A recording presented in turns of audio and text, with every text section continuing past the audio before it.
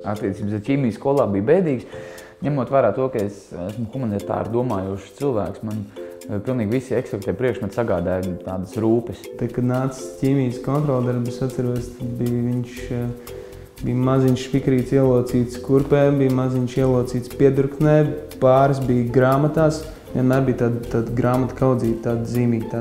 Ķīmijā bētā-vielas sastāvu, es atceros īpašības, pārvērtības un parādības, kas saistīts ar šīm pārvērtībām. Es atceros šo sēdi. Man likās kaut kas tāds pilnīgi nesaprotams tajā laikā. Es nezinu, kādā veidā, bet mums eksperimentējot ar sērskābi, es pēkšņi vienā brīdī secināju, ka man ir puskrakls pazudis.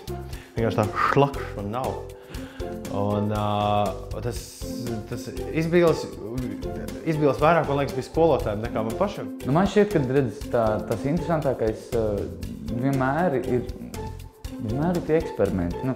Tas, ka tu redzi to rezultātu, jo ķīmijas ceļš uz rezultātu šausmīgi garš. Mums sākumā varbūt liekas, ka skolas laikā, ka tas ir tā, kaut kas atsevišķs, varbūt ne no mūsu ikdienas saistīts, un viss tās formulas liekas tik ļoti sarežģītas un varbūt nevajadzīgas.